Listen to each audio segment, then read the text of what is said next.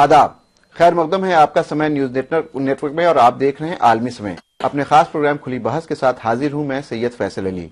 आम इंतखाबात करीब हैं, ऐसे में मुसलमान एक बार फिर सभी सियासी पार्टियों की तवज्जो का मरकज है।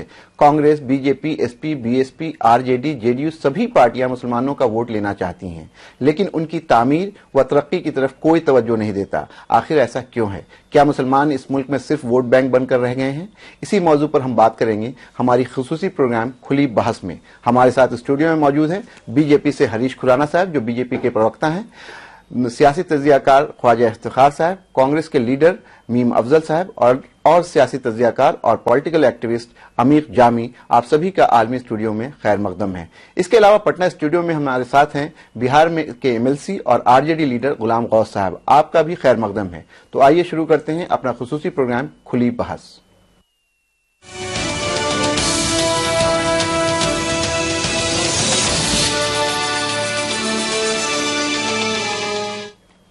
आम इंतखाबात से कबल बीजेपी के सदर राजनाथ सिंह ने मुसलमानों से माफी मांगने का इशारा देकर सियासत में एक नई बहस को जन्म दे दिया है। क्या बीजेपी वाकई अपने रवैये पर शर्मिंदा है या फिर कांग्रेस और दीगर सियासी जमातों की तरह वो भी सिर्फ मुसलमानों का वोट हासिल करना चाहती है? मुल्क में मुसलमान वोट बैंक की सियासत पर पेश है एक खास रिपोर्ट।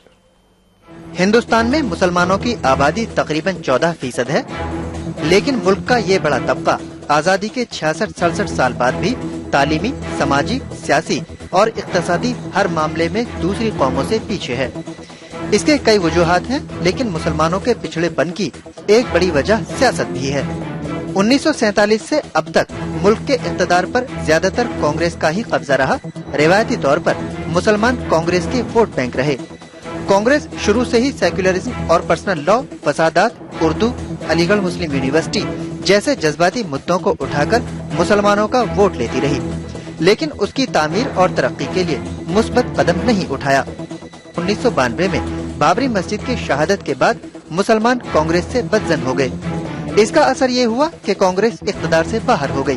90 की दहाई में बीजेपी जैसी फिरका परस्त पार्टी को टक्कर देने समाजी बराबरी और इंसाफ के मुद्दे पर समाजवादी पार्टी, राष्ट्रीय जनता दल, समता पार्टी यानी मौजूदा जेडीयू और जनता दल सेक्युलर जैसी पार्टियां वजूद में आईं। मुसलमान अपने तहफ़्फ़ुज़ और समाजी इंसाफ के नाम पर इन पार्टियों के साथ जुड़ गए, लेकिन तारीख गवाह है कि चाहे एसपी हो, बीएसपी हो, आरजेडी हो या जेडीयू, सभी ने मुसलमानों को धोखा दिया और उन्हें सिर्फ अपना वोट बैंक ही समझा। ये पार्टियां मुसलमानों को बीजेपी का डर दिखाकर वोट लेती रहीं, लेकिन उनके असल मसाइल मसलन तालीम, सेहत, रोजगार, कारोबार और डेवलपमेंट की तरफ तवज्जो नहीं दी। अब जबकि आम इंतखाबात सर पर हैं, तमाम सियासी पार्टियां जिनमें बीजेपी भी शामिल है, एक बार फिर अक़लियतों का वोट हासिल करने की फिराक में लग गई हैं। यही वजह है कि बीजेपी सदर राजनाथ सिंह ने मुसलमानों से माफी मांगकर उन्हें रिझाने की कोशिश की। मोदी को पीएम बनाने के लिए क्या बीजेपी माफी का ढोंग कर रही है या वाकई मुसलमानों के तई उसके नजरिए में कोई तब्दीली आई है? अगर आई है तो फिर बीजेपी बाबरी मस्जिद, गुजरात फसादात, यूनिफॉर्म सिविल कोड, उर्दू जबान, इंसदादे दहशतगर्दी बिल जैसे मसाइल पर अपना मौक़िफ़ वाज़ेह करे। तमाम सियासी पार्टियों को समझना होगा कि मुसलमान अब बेदार हो चुके हैं। वो अब जज्बाती नहीं, जमीनी मुद्दों पर वोट देंगे। आलमी समय के लिए ब्यूरो रिपोर्ट। आप लोगों ने ये एक रिपोर्ट देखी। मेरा सबसे पहला सवाल होगा खुराना साहब से। खुराना साहब, जिस तरह से राजनाथ सिंह ने माफी मांगी, लेकिन उसके बाद तुरंत उसकी तरदीद हो गई। उसके बाद कहा गया कि नहीं, उन्होंने कोई माफी नहीं मांगी है। खास करके गुजरात राइट के हवाले से बात की जाए तो उसके ऊपर उन्होंने कुछ नहीं कहा है। अगर गुजरात राइट के लिए वो माफी नहीं मांग रहे थे तो ये किस चीज की वो माफी मांग रहे थे? देखिए, आप उसके पूरे बयान को पढ़िए और पूरे बयान को आपने सुना भी होगा आपने। पहले तो परिप्रेक्ष्य देखिए, क्या परिप्रेक्ष्य था। अब जब से आजादी हुई है, आपने अभी रिपोर्ट में भी दिखाया कि तमाम राजनीतिक दल, चाहे वो कांग्रेस हो, चाहे वो एसपी हो, मैं उसमें नहीं जाना चाहता, मुस्लिम वोट बैंक माना है। मुस्लिम को उन्होंने उनके लिए करा कुछ नहीं है, एक वोट बैंक मान के हमेशा बीजेपी का डर दिखाया है। उस डर के साथ कि हाँ, बीजेपी आपके लिए ये कर देगी, बीजेपी आपके लिए दंगा कर देगी, ये कर देगी और वोट हासिल करेंगे। और वो जब वोट हासिल हो जाने के बाद उनकी तरक्की के लिए कुछ नहीं किया। राजनाथ जी ने ये बात बयान किया, ये बोला उन्होंने कि आप हमें वोट दीजिए, इस बार आप देखिए, आप हमारे को आजमाइए, अगर हमसे कोई गलती होगी हम माफी मांगने को भी तैयार हैं। उन्होंने ये इस परिप्रेक्ष्य में बोला, उन्होंने कभी ये नहीं कहा गुजरात के लिए कहा, क्योंकि गुजरात के लिए हमें खेद है, खेद हो सकता है, लेकिन क्योंकि हमेशा डर ये दिखाया जाता है, कहा है कि अगर हमसे कोई गलती होगी तो पास्ट में भी भविष्य में भी, दो बात की उन्होंने, तो न भूतो न भविष्य है। ठीक है, जो आने वाली बात है उसमें हो सकता है बीजेपी और गलती करे, वो अलग बात है, लेकिन ये कि जो गलती हुई है, तो जिस गलती को लेकर मुसलमान आपसे नाराज है, वो सबसे बड़ी गलती जो आज मानी जाती है वो गुजरात है। तो अगर उस गुजरात में माफी नहीं मांगी, यही हमारा यही कहना है कि गुजरात के अंदर हमेशा बीजेपी को दोषी ठहराया जाता है। आज जबकि SIT हिंदुस्तान की कोर्टों ने नरेंद्र मोदी जी को बरी कर दिया है, उसके बावजूद अगर तमाम राजनीतिक दल ये कहें कि नरेंद्र मोदी जी का हाथ है, तो मेरा मानना यह है कि ये न केवल हिंदुस्तान की जनता बल्कि सुप्रीम कोर्ट का भी उल्लंघन है, जो मेरा मानना है। दूसरी बात, हम लोग ये कहते हैं कि कृपा करके आप मुद्दों की बात करिए ना, हमेशा आप दंगे की बात करते हैं। आप 10 साल 15 साल से हम लोगों को गुजरात में शासन करते हो गया, मध्य प्रदेश में शासन करते हो गया, छत्तीसगढ़ में शासन करते हो गए, मुझे एक इंसिडेंस तो बताइए जहां सांप्रदायिक दंगे हुए हो। 15 साल हो गए, और उससे पहले आप गुजरात का इतिहास देख लीजिए। इससे पहले, जब मोदी जी से पहले कांग्रेस की सरकार थी, कितने दंगे हुआ करते थे। मेरे ख्याल से ऐसा कोई साल नहीं जाता था जब दंगे नहीं होते थे। लेकिन जब से मोदी जी आए, एक 2002 को छोड़ दीजिए, उसके बाद से आज 13 साल हो गए उनको राज करते हुए, एक भी दंगा नहीं हुआ। क्यों? क्योंकि एक डर होता है कि हाँ, हम लोग एक सत्ता का, हम एक कानून का डर है, हम लोग हम जो बात करते हैं, हम दंगे की बात नहीं करेंगे, हम करेंगे कानून व्यवस्था और तरक्की की बात करेंगे। ये चलिए, आपकी बात लेके चलते हैं ख्वाजा इफ्तिखार साहब के पास। इफ्तिखार साहब, आपने खुराना साहब की बात सुनी, ये कह रहे हैं कि नहीं, किसी गलती की माफी नहीं मांगी गई है। एक बात कहा गया, जनरल स्टेटमेंट है कि अगर कोई गलती हुई है या आगे भी कोई गलती होती है तो उसके लिए हम माफी चाहते हैं। क्या लगता है, इस पूरी माफी की जो बात आ रही है, और कहीं ना कहीं पूरे तौर पे ये देखा जा रहा है कि जब से इलेक्शंस अनाउंस हुए हैं तो बीजेपी सोची समझी स्कीम के तहत, स्ट्रेटजी के तहत मुसलमानों के पास जा रही है, उनसे डायलॉग शुरू कर रही है। क्या एक सिंसियर एफर्ट है या दिखावा है? देखिए, 2-3 बातें समझने की जरूरत है। सबसे पहली बात यह है कि ये जो इस तरह की जितनी भी बहसें होती हैं या इस किस्म के जो बयानात आते हैं, वो हमेशा इलेक्शन के इतने करीब आते हैं, और इलेक्शन के करीब इस किस्म के जो भी बयानात हो, किसी भी पार्टी की जानिब से हो, उनके अंदर कोई वजन नहीं होता, क्योंकि सामने सीधा सीधा वोट बैंक होता है। तो ये भी एक वोट बैंक की सियासत है। आप नरेंद्र मोदी पे बहस कर रहे हैं या वोट बैंक पर बहस कर रहे हैं। इन्होंने जितनी बातें की नरेंद्र मोदी के हवाले से की, मेरे ख्याल से मौजूद बहस ये है कि मुसलमानों को वोट बैंक समझा जाता है। जी, इसमें कोई शक और शुबा नहीं है कि हिंदुस्तान में तमाम सियासी जमातें मुसलमानों को वोट बैंक के तौर पर इस्तेमाल करती आई हैं और आज भी कर रही हैं। भारतीय जनता पार्टी ये कहती है, एक मिनट, भारतीय जनता पार्टी ये कहती है कि साहब हिंदुस्तान में मुसलमानों को वोट बैंक के तौर पर इस्तेमाल किया जाता है। मुझे लगता यह है कि अब भारतीय जनता पार्टी ये समझ गई है कि भाई हमको इनको इस्तेमाल ना करें, क्योंकि हिंदुस्तान का मुसलमान जो है वो इस्तेमाल की चीज है, उसे सब इस्तेमाल ही करते आए। मिसाल के तौर पर 55 साल लगभग कांग्रेस का इख्तिदार है जी। फसादात की तारीख में आप जाएंगे तो आपको मैं सिर्फ एक फसाद की तरफ लेके जाऊंगा। आसाम नीली, 5000 मुसलमानों का एक दिन में कत्ल हुआ, और कब हुआ? जब यहाँ नॉन अलाइनमेंट कॉन्फ्रेंस हो रही थी। 38 मुस्लिम ममालिक के हेड ऑफ द स्टेट्स और head of the government Delhi के अंदर मौजूद थे। कांग्रेस की सरकार थी, मोहतरमा इंदिरा गांधी हिंदुस्तान की वजीर आजम थी, सेकुलरिज्म की कांग्रेस लंबरदार है। 5000 मुसलमानों का कत्ल हुआ, ठीक है। बीजेपी की तरफ आइए, गुजरात में कोई कसर हिंदुस्तान के मुसलमान के साथ नहीं हुई, समझिए। और गुजरात के मुसलमान आज भी, ये समझिए, तमाम आंकड़े अपनी जगह पर, लेकिन गुजरात के मुसलमानों के अंदर जो खौफ और हिरास है उससे इनकार नहीं किया जा सकता, ठीक है। इसी तरीके से आप आइए मुलायम सिंह की तरफ, बिजनौर में जब फसाद हुआ, मुजफ्फरनगर में फसाद हुआ, मसूरी में फसाद हुआ, तो फसादात के हवाले से कोई सियासी जमात ऐसी नहीं है कि जिसको आप क्लीन चिट दे सकते हो। हम क्या फसादात की बुनियाद पर फैसला करते हैं सियासी तौर पे? हिंदुस्तान के मुसलमान ने फसादात की बुनियाद पर कभी अपने फैसले नहीं किए। अगर फसादात की बुनियाद पर फैसले होते तो कांग्रेस को मुसलमानों ने कब का छोड़ दिया होता। कांग्रेस को मुसलमानों ने फसाद के बावजूद नहीं छोड़ा। बहुत अब एक और बात कह लूं यहीं पे, हिंदुस्तान के मुसलमान के सामने 3 मुतबादिल हैं। बात कड़वी है मगर कहने की जरूरत है, उसका मकसद ये, बदतर और बदतरीन। बद में वो लोग आते हैं जो थर्ड फ्रंट के लोग हैं, जिनको रीजनल पार्टीज के नाम से भी आप जान सकते हैं, और आपके जो है बदतर में कांग्रेस आती है, क्योंकि अब कांग्रेस के पर मेरा इल्जाम यह है कि बयानात हैं, इकदामात हैं जो भी हैं, जितने भी हैं वो कांग्रेस के ही हैं लगभग, लेकिन अमल दरामद के मामलात में बेइंतहा शिकायत है। अमल दरामद बुनियादी मुद्दा है मुसलमान का। और तीसरा है बदतरीन, वो है भारतीय जनता पार्टी। तो इन तीन में से आपको तय करना है। अभी आगे चलिए, फिर आगे बात करेंगे।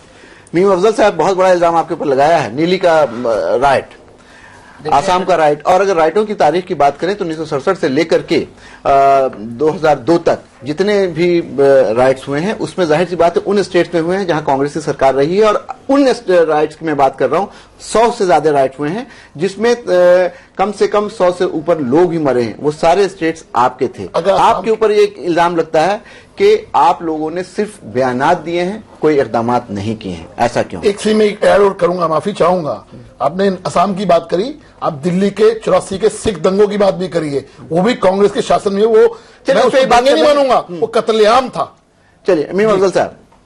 जी, पहली बात तो ये कि मैं सबसे पहले जो हमारे ख्वाजा साहब ने बात कही, उससे अपने आप को आम आहंग करते हुए ये बात कहूंगा कि ये बात सही है कि इस हिंदुस्तान में 1, 2, 4, 10, 5 नहीं, हजारों फसादात हुए हैं।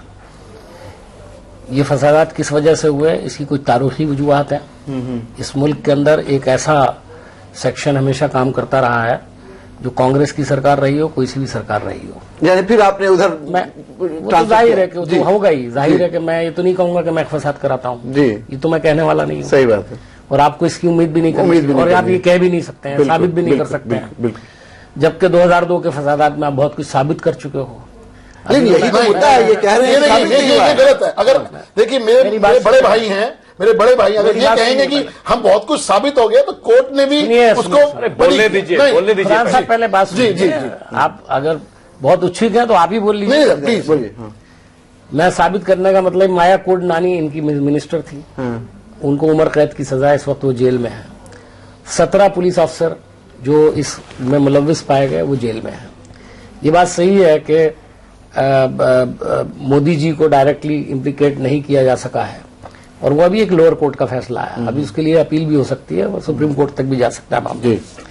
लेकिन जिम्मेदारी तो उन्हीं की है, जैसे आप हमारे ऊपर जिम्मेदारी डाल रहे हैं, वो जिम्मेदारी से फिर ये कैसे बच सकते हैं।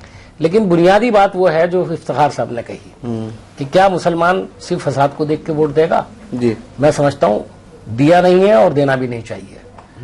मेरा असल मामला यह है कि जो आपने कहा, मैं इनसे पूरी तरह इत्तेफाक करता हूं कि मुसलमानों के लिए बुनियादी काम क्या हुए हैं वो देखने की चीज है। मिसाल के तौर पर मैं ये मानता हूं कि हिंदुस्तान के अंदर मुसलमानों को जब तक पॉलिटिकल प्रोसेस में हिस्सेदारी नहीं मिलेगी, डिसीजन मेकिंग में हिस्सेदारी नहीं मिलेगी, लेकिन उनको हमेशा 55 साल तो आप ही थे। तो मैं बता रहा हूं ना, अब आप मेरी बात सुने। हमने पॉलिटिकल प्रोसेस में हिस्सेदारी दी है, डिसीजन मेकिंग में हिस्सेदारी दी है। अभी जो खुराना साहब बात कर रहे थे, या अभी इनकी पार्टी ने कहा, पहली बात तो मैं गलतफहमी दूर कर दूं, राजनाथ सिंह जी ने कहीं दूर दूर तक माफी नहीं मांगी है। उन्होंने कहा अगर आप हमें मौका देंगे तो हमारे से कोई शिकायत होगी तो हम उसके लिए माफी मांगने को तैयार हैं। गोया वो ये चाहते हैं कि पहले आप वोट डालो हमको, और उसके बाद फिर हम कोई गलती करेंगे फिर माफी मांगेंगे, नहीं करेंगे तो नहीं मांगेंगे। क्या यही कहना चाह रहे हैं? जी बिल्कुल यही कहा है उन्होंने। इसके अलावा कोई कल इनके एक नुमाइंदे ने मेरे साथ, इनके एक प्रवक्ता ने मेरे साथ, इनके साथी हैं खुराना साहब के, उन्होंने मेरे सामने कहा कि उन्होंने कोई माफी नहीं मांगी है, ना दंगों पे माफी मांगी है, ना 2002 पे माफी मांगी है, ना किसी चीज पे माफी नहीं मांगी। उन्होंने कहा आगे हमने गलती की तो माफी मांगे। गोया भारतीय जनता पार्टी ने अपनी पोजीशन को साफ कर दिया। दूसरी बात ये, बड़ा कंफ्यूजन है भारतीय जनता पार्टी के यहाँ। एक तरफ ये कहते हैं कि हम सबके साथ बराबरी का सलूक करते हैं। गुजरात के अंदर 11% मुसलमान हैं। पिछले 3 चुनाव के अंदर, यानी 15 साल के अंदर, इन्होंने एक सिंगल मुसलमान को मोदी जी ने टिकट नहीं दिया, और अब वो आज भारत के प्रधानमंत्री बनने के दावेदार हैं। हिस्सेदारी का मामला ये है। और बाकी जो कहते हैं कि हमने बड़ा डेवलपमेंट दिया, तो अभी आप गुजरात में अहमदाबाद चले जाइए, 2002 से लेकर आज तक, चलिए अभी इस साल में भी वहां पर फसादात से मुतासरा लोगों का कैंप लगा हुआ है। आज तक उन्हें रहने के लिए जगह नहीं दी जा सकी हो। ये डेवलपमेंट की बात करते हैं। जितना विकास गुजरात के मुसलमानों का हुआ है कहीं नहीं हुआ भाई। खुराना साहब ये बात आपकी सेंट्रल गवर्नमेंट, हमारी सेंट्रल गवर्नमेंट आप लोगों ने कहीं नहीं मुझे बताइए कौन विकास के जितने आयाम आप लोगों ने लगातार 3 बार आपने उनको विकास की बात कर अवार्ड दिए। ऐसे नहीं हुआ। हमारे गुजरात के यूनिट ने आपके सारे विकास की धज्जियां उड़ा दी है। देखिए नहीं, आपने अवार्ड क्यों दिया उनको? आपने खुराना जी, आपकी केंद्र सरकार ने 3 माह में हरीश खुराना जी हमारे साथ मौजूद है पटना स्टूडियो में, आरजेडी लीडर गुलाम गौस साहब। पहले उनके पास चलते हैं, फिर अमीर जमाई के पास आएंगे, कुछ कहना चाह रहे हैं अमीर भी। लेकिन गुलाम गौस साहब, आपसे जानना चाहेंगे कि हरीश खुराना जी यहाँ पे भारतीय जनता पार्टी के लीडर बैठे हैं, वो ये कह रहे हैं कि हम लोगों ने बहुत तरक्की की है, और गुजरात की अगर बात करें तो गुजरात में भी मुसलमानों की हालत बहुत बेहतर है, और इसलिए इस बार मुसलमानों को बीजेपी पे भरोसा करके, राजनाथ सिंह जी की बातों पे भरोसा करके बीजेपी को वोट देना चाहिए। आप क्या कहिएगा? उन कातिलों के पर कैसे भरोसा किया जाए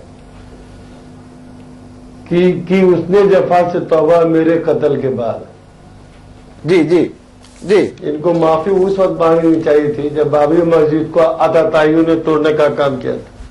इनको माफी उस वक्त मांगनी चाहिए थी जब मक्का मस्जिद में धमाका हुआ। इनको माफी उस वक्त मांगनी चाहिए थी जब समझौता एक्सप्रेस में धमाका हुआ। इनको माफी उस वक्त मांगनी चाहिए थी जब अजमेर में धमाका हुआ। जब दिया रंज बुतों ने तो खुदा याद आया। जी जी जी, इलेक्शन आ गया है तो अब दर्द से तो क्या आपको क्या लगता है कि इनका जो मुसलमानों को लेकर के एकाएक इनके दिल में जो मोहब्बत जाग उठी है, वो सिर्फ वोट के लिए है या कुछ उसमें संजीदगी है? सिर्फ और सिर्फ वोट के लिए। जिसका नेता आसाम में ये कहता हो कि तुम्हारे यहाँ बांग्लादेश से आगे वहां के जो बाशिंदे हैं मुकामी मुस्लिम हैं, या बिहार में जो है वो सीमांचल का इलाका है, किशनगंज है, कटरिया है, अररिया है, वो सब उन्हें बांग्लादेशी नजर आते हैं। हमारे पुरखे यहाँ सदियों से रहते हैं। चलिए गुलाम गौस साहब, आप हमारे साथ बने रहिए। हमारे साथ स्टूडियो में अमीर जमाई हैं। अमीर जमाई से जान लेते हैं कि मुसलमानों को लेकर के बीजेपी में जो एक नई सोच है, कभी विजन डॉक्यूमेंट की बात होती है, कई मुसलमानों के लीडर्स को बुलाया जाता है, कई मुस्लिम एडिटर्स के साथ बातचीत होती है, कहीं न कहीं बीजेपी में मुसलमानों को लेकर एक नई सोच उभर रही है। उसको हम लोग शक की नजर से क्यों देखें, उसको संजीदा क्यों ना माने? अमीर, देखिए, सबसे पहले तो मुसलमानों पर जब भी टेलीविजन में कोई चर्चा होती है तो ये जो हमेशा जो जज्बाती चर्चा होती है जी, उससे हट के कभी भी ऐसा नहीं देखा जाता कि उनके रोजी रोटी के सवाल पे उनका इक्तिसादी मयार ऊपर हो, उस पर जो है कोई चर्चा आज तक कहीं पे भी देखने को नहीं मिलती है। यहाँ पे आपको रोकना पड़ेगा, वक्त हो गया है ब्रेक का। ब्रेक के बाद वापस आएंगे तो अमीर ने बहुत अहम मुद्दा उठाया है कि जब भी बात होती है मुसलमानों की तो जज्बाती बात होती है, उनकी जो बुनियादी मसले उस पर बातचीत नहीं होती है। इसी मौजू पर लौटेंगे, लेते हैं एक ब्रेक।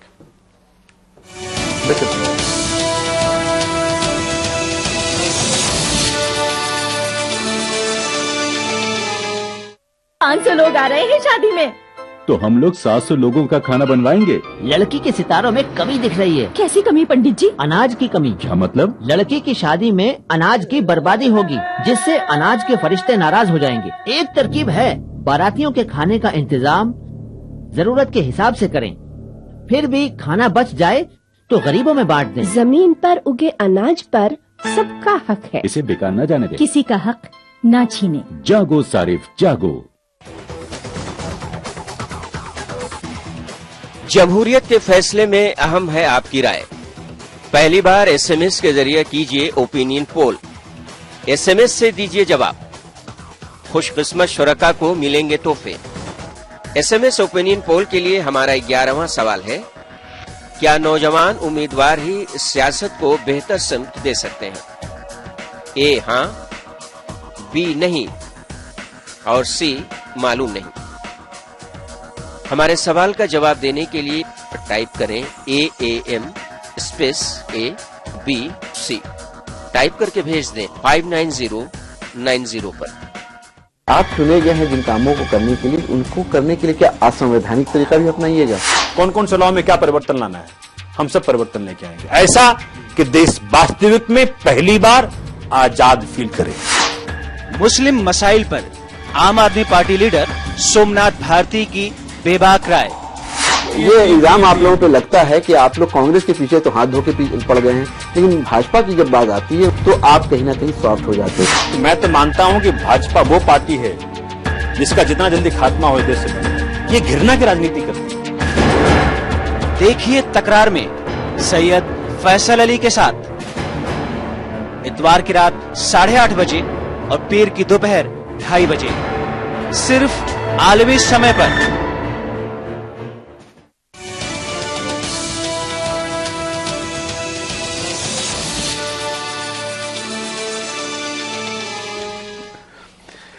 ब्रेक के बाद आपका एक बार फिर खैर मकदम है। ब्रेक में जाने से पहले हम बात कर रहे थे कि मुसलमानों को लेकर के क्या बीजेपी में एक सीरियस पहल शुरू हुई है, एक संजीदा कोशिश की जा रही है, या सिर्फ एक दिखावा है मुसलमानों को बहलाने का और उनका वोट हासिल करने का।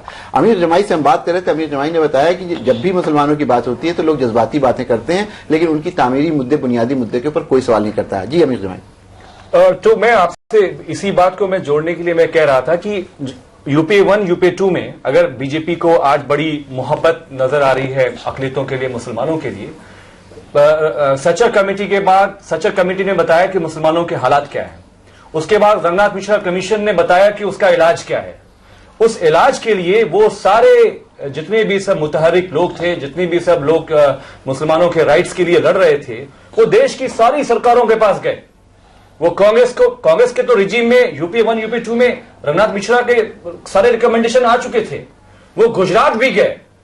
गुजरात में नरेंद्र मोदी जी ने रंगनाथ मिश्रा पर अमल करने पर ही इनकार कर दिया। वो तो मिले ही नहीं इस चर्चा पे कि मुसलमानों को किस तरह से उनका जो एक बड़ा पेशेवर तबका है उसको कैसे अधिकार दिया जाए। तो ये इससे ये समझ में आता है कि ये वोट बैंक समझते हैं, मुसलमानों को भी वोट बैंक समझते हैं। मेरा लेकिन यह कहना है कि इस मुल्क में वोट बैंक सिर्फ दो हैं। एक है अमीरों का वोट बैंक, एक है गरीबों का वोट बैंक। मुसलमानों का भी वही हालत है। और अर्जुन सेन गुप्ता की रिपोर्ट ने जो बताया कि इस देश में 73 करोड़ लोगों की आबादी के जो लोग हैं वो 8 रुपए से 20 रुपए पे गुजर बसर करते हैं। तो भैया आप ये बताइए कि 8 रुपए से 20 रुपए पे जो लोग जिंदगी गुजारने को मजबूर किए गए हैं, उसके पास बीजेपी का क्या कार्यक्रम है, उसके पास कांग्रेस का क्या कार्यक्रम है। सवाल दंगों का नहीं है। दंगों में कांग्रेस हो या बीजेपी हो, वो तो दोनों पार्टनर हैं और इसमें किसी को माफ नहीं किया जाना चाहिए। अब एक बात सामने आ गई है।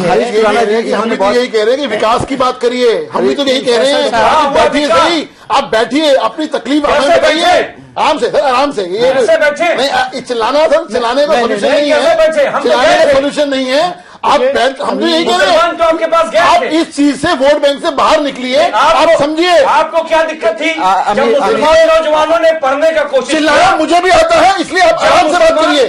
आप आराम से बात करिए। उन्होंने पढ़ने का कोशिश किया। फैसल साहब अभी अमीर साहब ने बात करी। इस तरह से कोई सोल्यूशन निकलने वाला प्रॉब्लम यही है कि चिल्ला के बात खत्म करेंगे। हरीश खुराना जी, इन्हीं की बात को मैं आपसे बात लेके आ रहा हूँ। पूरी आपने रिपोर्ट पढ़ी? आपने पूरी रिपोर्ट पढ़ी? आप बताइए, आपने पूरी रिपोर्ट पढ़ी? गुजरात में क्या किया गया? अमीर जमाई मैं आपकी बात ही कर रहा हूं। ये बताइए खुराना जी, ये बात इन्होंने एक बहुत नाम उठाई है कि जब बात होती है तो खूब बात लोग करते हैं, बीजेपी भी करती है, कांग्रेस भी करती है, जज्बात को उछाला जाता है। लेकिन जब बात आएगी रंगनाथ मिश्रा कमीशन की रिपोर्ट पे अमल किया जाए या कोई और, जाहिर सी बात है उसमें मुसलमानों का फायदा था, या वैसा कोई मौजू या उसका कोई मुद्दा जो मुसलमानों से रिलेटेड होता है, चाहे वो मुस्लिम रिजर्वेशन की बात हो, चाहे वो एंटी कम्युनल एक बात आप मत किया करिए, सारी प्रॉब्लम यहीं पर है। एक मिनट, जब भी कोई ऐसा इशू होता है, मुस्लिम पर्सनल लॉ का इशू आता है या आर्टिकल 370 का इशू आता है, हालांकि उससे पूरे हिंदुस्तान मुसलमानों का कोई बहुत आता ही नहीं, बीजेपी हमेशा उसकी मुखालफत करती है जहां उसको लगा कि इसमें कहीं ना कहीं माइनॉरिटी का कोई मामला है। जब आपका ये रवैया रहेगा तो कैसे हम आपके पास आएंगे? भारतीय जनता पार्टी का शुरू से ही रहा है जी कि न जाति के आधार पे न किसी धर्म के आधार पे हमारे लिए मुस्लिम भी उसी तरह इंपॉर्टेंट है जितना हिंदू इंपॉर्टेंट है। जितनी हम विकास की बात अगर हम हिंदू की करेंगे उतनी ही विकास की बात हम जमीनी हकीकत। हरीश खुराना जी एक बात बताइए, आज के भारत में जाति के आधार पे रिजर्वेशन मिल रहा है या नहीं मिल रहा है? मिल रहा है ना, लेकिन उसका आप दुष्परिणाम भी आपने देखे, साथ साथ क्या होती बात नहीं है, आप परिणाम भी देख रहे हैं। देखिए मेरा जो कहना है, हम लोग बैठ के चर्चा करिए कि आप विकास की बात कैसे, आप बैठेंगे नहीं जब आप बात ही नहीं करेंगे, आप एक ही बात को रटते जाएंगे, 2002 हरीश खुराना जी, सोल्यूशन नहीं निकलेगा। हरीश खुराना जी ये कुछ आपसे पूछना चाहता हूं, निवेदन से आपसे एक सवाल पूछना चाहता हूं। केरला मॉडल का जो रिजर्वेशन है वो 35 साल पहले दिया गया था। न मंडल, न कमंडल, न रंगनाथ मिश्रा जी का रिपोर्ट, न सचर कमेटी का रिपोर्ट। वहां पे 12% पेशेवर बिरादरियां जो पसमानदा की हैं मुसलमानों में, उनको रिजर्वेशन मिल रहा है। क्या आपकी पार्टी तैयार है? उसी को इम्प्लीमेंट कर दीजिए। देखिए, रिजर्वेशन की बात फिर वही आती है ना, मजहब पे नहीं, कौन करेगा? मजहब पे नहीं है, धर्म पे है ना, कौन करेगा? सेंटर करेगा, सेंटर करेगा, सेंटर करेगा। बिल्कुल मुद्दे से हट रहे हैं आप फिर मुद्दे से भटक रहे हैं, आप फिर मुद्दे से भटक रहे हैं। आप ये बात कर रहे हैं वोट बैंक, हम तो सिर्फ एक ही बात कर रहे हैं कि भारतीय जनता पार्टी मुसलमानों को वोट बैंक नहीं मानती। हम बैठ के चर्चा करने को तैयार है कि विकास की बात कैसे करेंगे। इसका सबसे बड़ा एग्जांपल है, पिछले 2 बार मीटिंगों के अंदर हम लोगों ने मुअज्जिज लोगों को, आप मुस्लिम मुअज्जिज लोगों को बुलाया, चर्चा की, उसमें आप भी थे। आपको मालूम है कि हमने चर्चा की थी। आप लोगों के हमारे कुछ विचारिक मतभेद, आपके नुमाइंदे थे, मैं कह रहा हूं विचारिक मतभेद हो सकते हैं, लेकिन इतिहास गवाह है टेबल पे बैठ के ही कोई सोल्यूशन निकलता है। लेकिन मीम अफजल साहब कुछ कहना चाह रहे हैं। रिचुअल्स पे मत आइए। ये अटल बिहारी हिमायत कमेटी बना के, फ्रेंड्स ऑफ और नरेंद्र मोदी बना के ये देश नहीं चलने देंगे हम लोग। चलिए, धमकी मत दीजिए कि देश नहीं चलने देंगे। नहीं, आप लोग बात को उस तरफ ना ले जाइए प्लीज। अमीर जामा साहब, आपने तो शुरुआती इससे की थी, सिर्फ जज्बाती मसलों पे बात होती है, आपको खुद जज्बाती हो रहे हैं। ये उत्थान की बात है। नहीं, उत्थान की बात नहीं है, ये भी जज्बातियत की बात है। मुझे आपने इम्प्लीमेंट किया होता तो मेरे जज्बात की कोई जरूरत नहीं थी। अफजल साहब, आपसे एक सवाल, जो बात ये कह रहे हैं, ग्रोथ की बात कर रहे हैं, इकोनॉमिक अपलिफ्ट की बात कर रहे हैं, कह रहे हैं कि मुसलमानों का पूरे तौर पे उसी तरह से विकास होना चाहिए जिस तरह से दूसरी कौमों का हुआ है। जाहिर सी बात है, ये सवाल हर आदमी आपसे और आपकी पार्टी से कर रहा है कि 55 साल में आपने वो मौका मुसलमानों को क्यों नहीं दिया। एक बात ये है कि आपका ये कहना गलत है कि मुसलमानों को मौका नहीं दिया। मैं आपको एक बात बता, आपकी कमीशन ने, आपकी कमेटी ने कहा है कि बहुत बुरी हालत में है, दलितों से बदतर है। सुनिए मेरी बात, सच्चर कमेटी की जो रिपोर्ट आई जी, उसमें 3 रिकमेंडेशंस को छोड़कर, और जो जिसको हुकूमत ने माना नहीं है, और 3 ऐसी रिकमेंडेशंस या 4 हैं जो टेक्निकल वजूहात की बिना पर, जिस पर इम्प्लीमेंटेशन नहीं हुआ। इम्प्लीमेंटेशन हो गया जी। आपको मैं बताना चाहता हूं कि 8 साल पहले माइनॉरिटी मिनिस्ट्री बनी थी जी, उसका बजट था 6000 करोड़ 5 साल का। जो लेटेस्ट 5 ईयर प्लान बनाया गया है उसमें बजट डाला गया है 17,555 करोड़।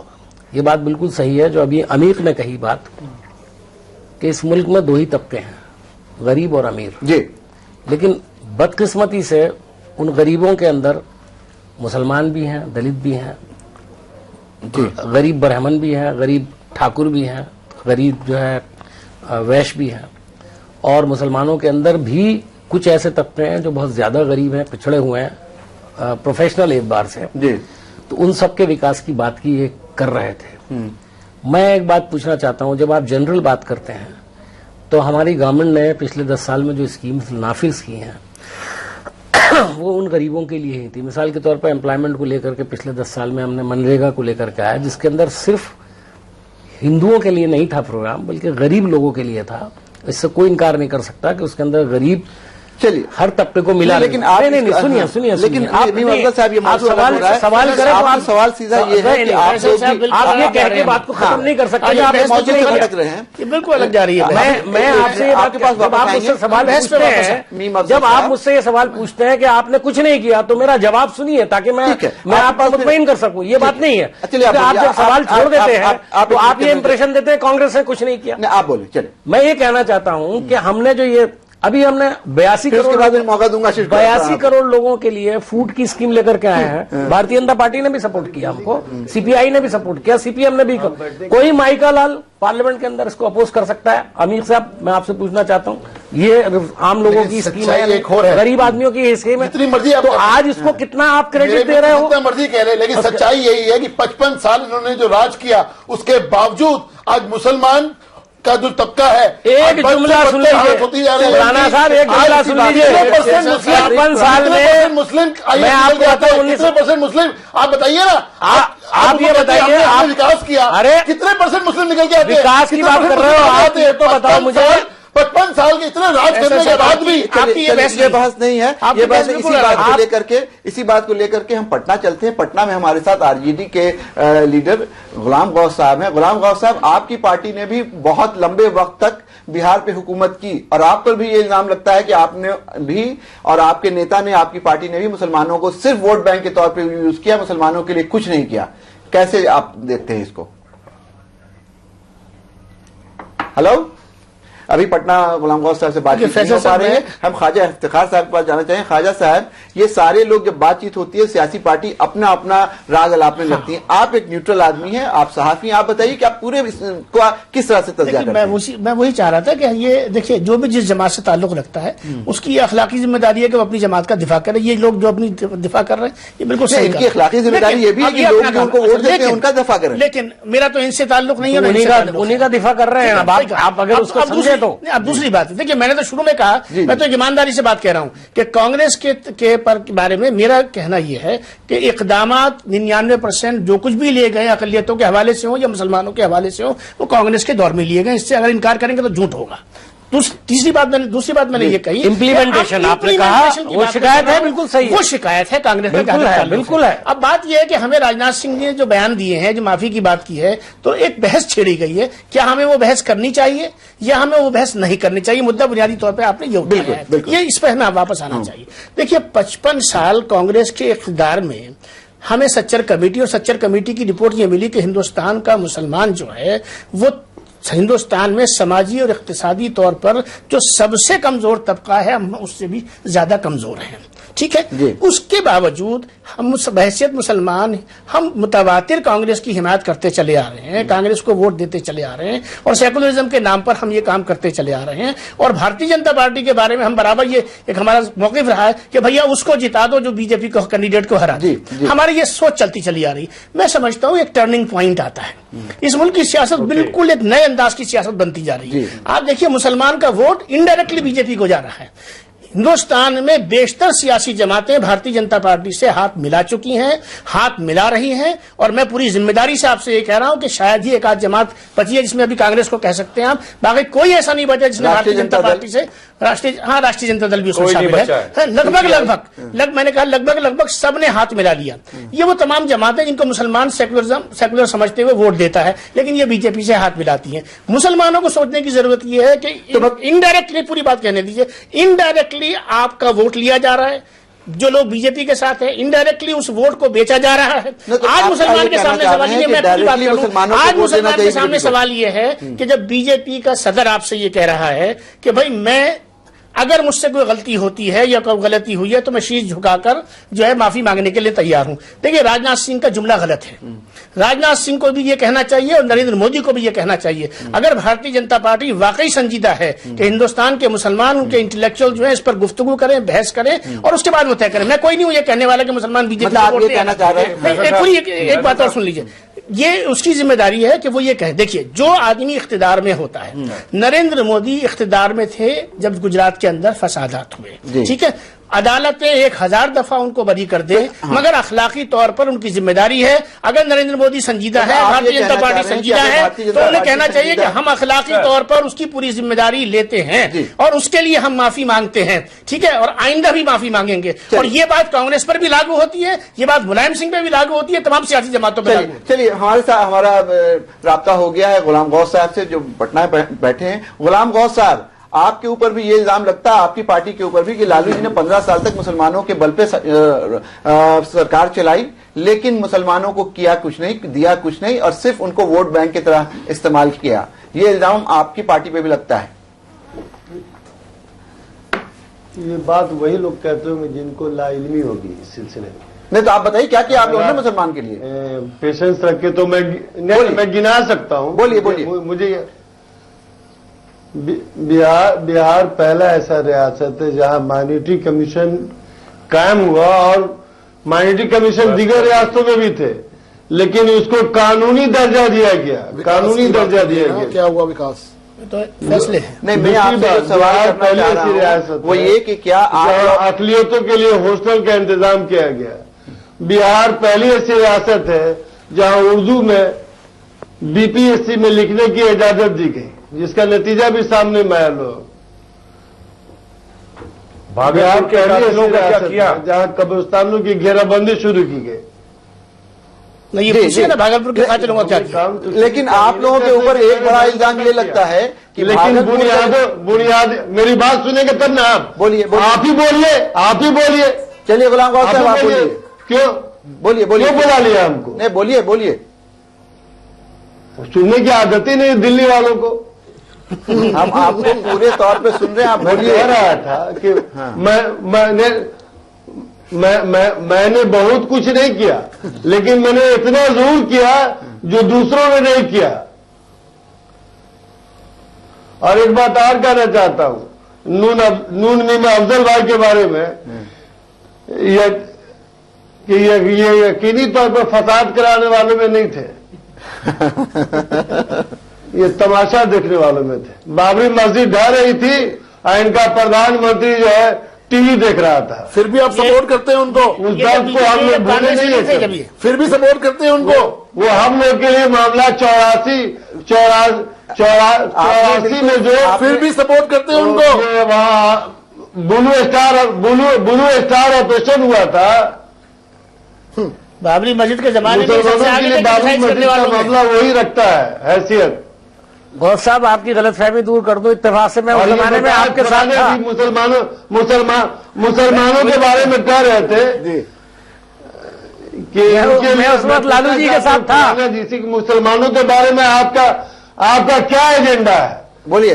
कितनी नौकरी देना चाहते हैं, कितना रोजगार देना चाहते हैं, उनके तालीम के लिए क्या करना चाहते हैं? आप सिर्फ 15 दिन रुक जाइए, 20 दिन, बीजेपी आप 20 दिन रुक जाइए। आप जब विजन डॉक्यूमेंट देखेंगे आपको नजर आएगा। हम हवा में बात नहीं करते आपकी तरह, हम हवा में बात नहीं करते आपकी तरह। आप 20 दिन रुकिए, आपको जब विजन डॉक्यूमेंट नजर आएगा आप देखेंगे उसके अंदर। ये बताइए, आपने मैनिफेस्टो बनाया इससे पहले, उसमें कितनी बार ये कहा मुसलमान 10 साल क्यों नहीं है? करना चाहते हैं? हमें सत्ता में एक बार हमें मौका दीजिए, हमें एक बार मौका तो दीजिए। हरीश खुराना ये कह रहे हैं गुलाम गौस साहब कि हमारा विजन डॉक्यूमेंट आने वाला है, उसके बाद देखिएगा हम क्या वादे करते हैं मुसलमानों से। साथ साथ ख्वाजा इफ्तिखार आपसे ये जानना चाह रहे हैं कि जो चीज आप बीजेपी से पूछ रहे हैं कि कितना रोजगार दिया, कितने लोगों को नौकरी दी, कितने लोगों को तरक्की दी, तो वो आपने क्या किया है, ये चीज उनसे क्यों पूछ रहे हैं? पहले आप बताइए, आपने मुसलमानों हमने तो बता दिया जी। मैं बता रहा हूं, हमारे जमाने में बिहार में 7.5% मुसलमानों की नौकरी थी। आप पता लगा लीजिए पूरे हिंदुस्तान के पैमाने पर मुसलमानों की नौकरी कितनी आज के तारीख में घट गया। घट गया बिहार में, यार 2 से 3 पर आ गए जी। जो नए शुक्र पैदा हुए हैं। और मैं इनसे पूछना चाहता हूं हरीश खुराना जी से जी कि इनके पेट में दर्द कब होता है?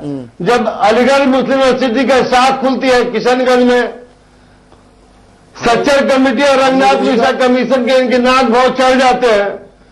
84 में सिख फसाद हुआ, उसके लिए बहुत दर्द। सिख भी हमारे भाई, हमारे भी हमदर्दी है उनसे, लेकिन इतने मुसलमान मारे गए, उनके लिए कभी आवाज उठाया इन लोगों ने? जी एक अहम सवाल देखिए, 341 के बारे में बताना चाहता हूं कि धर्म और जाति के नाम पर आरक्षण नहीं मिलेगा। तो सिख को कैसे मिल गया, बौद्ध को कैसे मिल गया, और सिर्फ मुसलमानों के साथ परहेज क्यों है?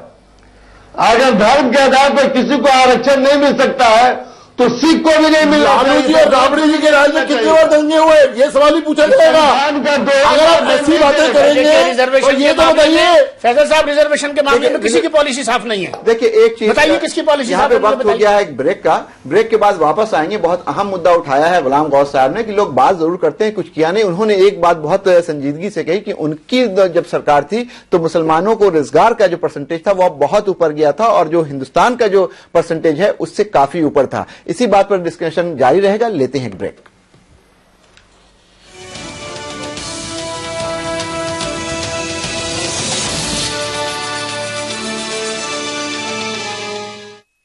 ओम नमो भगवते वासुदेवाय। कुबेर को नीचा दिखाने के लिए विष्णु के वरदान से धनाक्ष ने पाया बहुमूल्य रत्नों पर अधिकार। अब मैं इन रत्नों की शक्ति के द्वारा संसार में धन का देवता बनूंगा। जय जय जय बजरंग बली।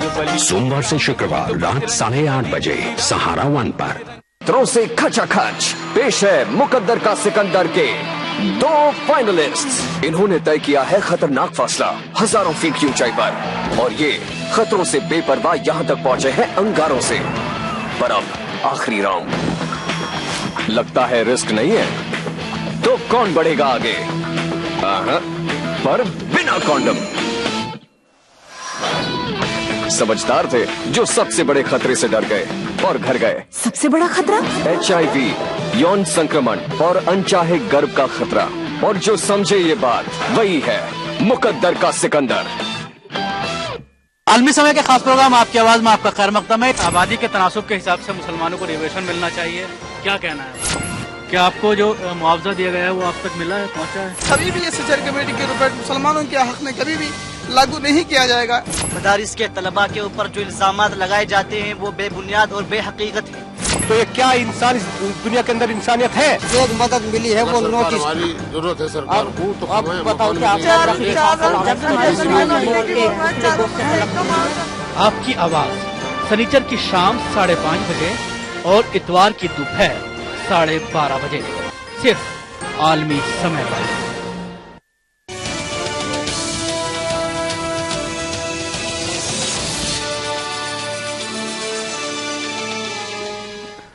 ब्रेक के बाद आपका एक बार फिर खैर मकदम है। बहुत गर्मा गर्म बहस हो रही है, लेकिन जैसा कि होता है जब भी इस तरह की बात होती है, मुसलमानों से मुतल्लिक कोई बात होती है, तो उसमें जज्बात ज्यादा सामने आ जाते हैं और खास मुद्दों पे बात नहीं हो पाती है। लेकिन बहुत सारी चीजें इसमें भी निकल के आई हैं। जैसा गुलाम गौस साहब ने बताया कि उन लोगों की जब सरकार थी बिहार में, तो जॉब में कम से कम मुसलमानों को बहुत फायदा हुआ, बहुत सारी और चीजों का तस्करा किया।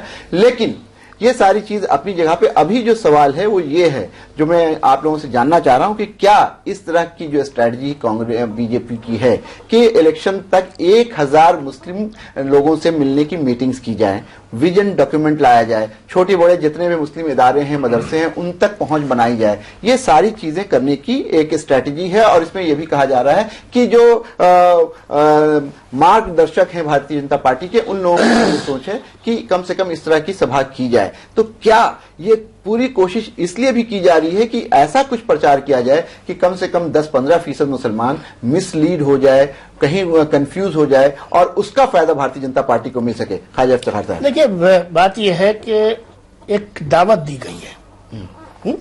अब दावत को कबूल करना या कबूल न करना तो ये तो हिंदुस्तान के मुसलमानों का, उनके हमायदीन का काम है कि वो उस पर फैसला करें। मेरा इस सिलसिले में मौक़िफ़ ये है कि भारतीय जनता पार्टी इस मुल्क की दूसरी सबसे बड़ी सियासी पार्टी है। करोड़ों उसके मानने वाले, करोड़ों उसके चाहने वाले हैं। हिंदुस्तान की मुख्तलिफ रियासतों में वो इक़्तिदार में इस वक्त है और आती रही है। मरकज के अंदर 1996 के बाद 98 में आई, 99 में आई, 2004 में आई। कल 2004 की बात आपने की। 2004 में एक चीज खा जाता है। 2004 की बात जब आप करते हैं तो 2004 में भी इस तरह की एक चीज हुई थी कि वाजपेयी हिमायत कमेटी बनाई गई थी, उसमें भी कुछ अच्छे मुसलमान लोगों को जोड़ा गया था, उसका कोई खास असर नहीं हुआ। मैं उसमें हिमायत कमेटी में भी आता हूं जी। तो जो एक हकीकत है जमीनी, भारतीय जनता पार्टी एक हकीकत है इख्तिदार के एतबार से देखिए, तो इस हकीकत को मुसलमान कब तक इससे कोई इनकार करते रहेंगे? आप ये बताइए मुझे। अगर आज भारतीय जनता पार्टी ने एक दावत दी है, ये दावत फिक्र है, ठीक है, वोट देना या ना देना ये एक अलग बहस है। डायलॉग को लेना, मैं समझता हूं किसी भी महज़्ज़ब माशरे में अगर किसी भी जानिब से कोई दावत की बात आती है तो उस माशरे के लोगों को उस पर बहस करनी चाहिए, उस पर गुफ्तगू करनी चाहिए और उसके बारे में मौक़िफ़ लेना चाहिए। देखिए, लेकिन उसको सिरे से नकार देना मेरी नजर में ये गलत बात है। ख्वाजा इफ्तिखार साहब ने एक बहुत संजीदा बात की है कि देखिए, आप दावत को एक्सेप्ट करें या ना करें ये आपकी मर्जी है, लेकिन अगर आपको दावत फिक्र दी गई है, आपको दावत है कि आप आइए हमसे बातचीत कीजिए, मुज़ाकरात कीजिए और हमारी बातों को समझिए, उसमें आप लोगों को क्या परेशानी है? सर देखिए, कुछ लोग हमारे देश में एक बड़ी मुहिम में लगे हुए हैं। कुछ उसमें सो कॉल्ड उलमा भी हैं, सो कॉल्ड इंटेलेक्चुअल्स भी हैं। उनका यह कहना है कि साहब ये गुजरात के बाद तो कुछ हुआ ही नहीं जी, गुजरात ही हुआ जी। तो मुसलमानों को वो ये देश को ये समझाना चाह रहे हैं कि जो मोदी जी से जो मुखालफत है मुसलमानों की, वो सिर्फ गुजरात की वजह से है। ये एक बहुत बड़ा फ्रॉड है मुसलमानों के साथ। दरअसल देखिए, मुसलमान इस मुल्क को बनाने में, हिंदुस्तान एक सेकुलर मुल्क है, जितना हिंदुओं का है उतना मुसलमानों का है, उतना सिखों का है, उतना ईसाइयों का है। इस मुल्क जिसको हम लोग आइडिया ऑफ इंडिया कहते हैं, और उस सपने के साथ जब हमने जंगे आजादी में मुसलमानों ने, सबने, सेकुलर हिंदुओं ने मिलकर, मैं सेकुलर बोल रहा हूं, कुछ लोग इस देश में अंग्रेजों के साथ लगे हुए थे, हिंदुत्व राष्ट्र का सपना लेकर उनके साथ इस देश को हिंदुत्व राष्ट्र बनाना चाह रहे थे। लेकिन मुसलमान और सेकुलर हिंदू, उन्होंने कहा ये मुल्क सेकुलर होगा और सबको होगा। तो जो लोग देश से गद्दारी कर रहे थे, आज हमारे बीच से, मुसलमानों के बीच से कुछ लोग जोड़ के मुसलमानों को गद्दार साबित करना चाहते हैं। तो ये मुसलमान जो है, जो पढ़ा लिखा नौजवान है, कोई बात को समझ रहा है, कोई बात को समझ रहा है। मुसलमान गद्दार नहीं है। जिन लोगों ने देश में गद्दारी की बात नहीं, जिन लोगों ने देश में गद्दारी की, जो जमात इलेक्शन कमीशन में रजिस्टर्ड है, ठीक है ना, जिस जमात को इख्तियार मिलता है, जो पावर में आती है, उसको आप गद्दार नहीं कर सकते। एक सवाल मेरा मीम अफजल साहब से, तारीख कभी भुलाई नहीं जाती है। मीम अफजल साहब, एक सीधा सवाल, तारीख में आगे बढ़ा भी जाता है। देखा गया है कि जो असेंबली इलेक्शंस हुए और भी जो इलेक्शंस हुए, वहां पे नेशनली अगर बात करें तो 40 से 48% मुसलमान कांग्रेस को वोट देते हैं। लेकिन जब ये बाइपोलर फाइट हो जाती है, एक तरफ कांग्रेस है, दूसरी तरफ बीजेपी है, तो वो परसेंटेज बढ़कर के 70 से 75% हो जाता है, हो जाता है। लेकिन इसके साथ साथ एक और दिलचस्प बात यह है कि जहां जहां मुसलमानों को यह दिखता है कि नहीं, कांग्रेस से भी बेहतर कोई पार्टी है या कोई उम्मीदवार है, वहां कांग्रेस को वोट मुसलमान नहीं देता है। चाहे बिहार में आरजेडी को दे दे, चाहे यूपी में सपा को दे दे, या तृणमूल कांग्रेस को दे दे, या किसी और पार्टी को दे दे। ये सूरत हाल है। तो कहीं ना कहीं मुसलमान आप पे पूरी तरह से भरोसा नहीं करता है, मजबूरी की तहत करता है। इसको आप कैसे देखिएगा? देखिए, जो आपने बात कही वो देखने में बज़ाहिर बड़ी सही लगती है। अल्टरनेट तलाश आपके सामने है। सुनिए, अल्टरनेट तलाश करना कोई गुनाह नहीं है। अगर मुसलमान कोई फैसला लेता है, उसको वेलकम करना चाहिए। मैं यहाँ जरूर कांग्रेस के तर्जुमान की हैसियत से बैठा हुआ हूँ, लेकिन मैं एक मुसलमान हूँ और मैं ये जानता हूँ कि मुसलमानों को अगर हम ठीक ढंग से अपनी बात नहीं पहुंचा पाएंगे तो जाहिर है वो दूसरी तरफ देखेंगे। और ये मुसलमान का क्या है, दलितों का भी मसला है, सिखों का भी मसला है, इवन हिंदुओं का भी मसला है। जब कोई पार्टी अपनी बात को अपने ढंग से कहती है तो जो बात उनकी समझ में आती है उसको एक्सेप्ट करते हैं। ये बात सही है। देखिए, अभी कहा कि आपने ज्यादातर वही कांग्रेस ने हमेशा वोट डाला। 1977 के अंदर कांग्रेस सबसे पहले खिलाफ गया था, कांग्रेस के खिलाफ सबसे पहले मुसलमान ही गया था और कांग्रेस हार गई थी। 80 में मुसलमान वापस आया, इंदिरा गांधी फिर वापस आई। आप देखिए उसके बाद जो 89 में हुआ उसके अंदर भी मुसलमानों नहीं, तो इस बार लगता है कांग्रेस से फिर मुसलमान वापस आ रहा है। मुसलमान की बात आप अभी देखिए, असल में हम लोग बहुत ही ज्यादा स्पेसिफिक होकर मुसलमान की बात कर रहे हैं। मैं यहाँ पर अमीर से किसी हद तक अपने आप को जोड़ता हूँ कि हमें जब बात करें तो हम सिर्फ जब मुसलमान की बात करते हैं तो शायद हम मुसलमानों की खिदमत नहीं करते हैं। हम मुसलमानों को कुछ मुसलमानों से खुश हो सकते हैं, इससे कैसे लेकिन ये एक जमीनी हकीकत है, एक सियासी हकीकत है। ये भाई हमने इनकार कब किया उससे? मैं तो आपको उसकी पूरे पर्सपेक्टिव समझाने की कोशिश कर रहा हूँ। मैंने इनकार थोड़ी किया है, मैं तो आपकी बात को मान के पहले चल रहा हूँ आगे। और मैं उससे भी आगे बढ़कर कह रहा हूँ कि 89 में मुसलमान ने साथ नहीं दिया, हम फिर हार गए। 96 के अंदर फिर हमने साथ नहीं दिया, फिर हम हार गए, चूंकि बाबरी मस्जिद हुई थी। जाहिर है जितनी जरब उसमें भारतीय जनता पार्टी के खिलाफ थी, उसमें कई हद तक हमारी भी जिम्मेदारी तय की गई। मुसलमान ने तय की और हमारे खिलाफ गया वोट और हम लोग फिर हारे उसके बाद। लेकिन अल्टीमेटली लास्ट में जाकर मुसलमान हमेशा इस बात का एहसास करता है कि इस मुल्क के अंदर सेकुलरिज्म को लेकर के, देखिए बहुत सारे लोग यहाँ बहुत सारी बात करते हैं। आज भारतीय जनता पार्टी बड़ी विकास की बात कर रही है, लेकिन जब उत्तर प्रदेश में इनके प्रभारी जाते हैं तो वो कहते हैं कि हम भारत राम मंदिर का निर्माण करेंगे और वहां से वो अपनी इलेक्शन मुहिम को शुरू करते हैं। तो बुनियादी बात यह है कि बात सिर्फ सेकुलरिज्म की नहीं, सेकुलरिज्म तो इनके लिए कोई चीज ही नहीं है।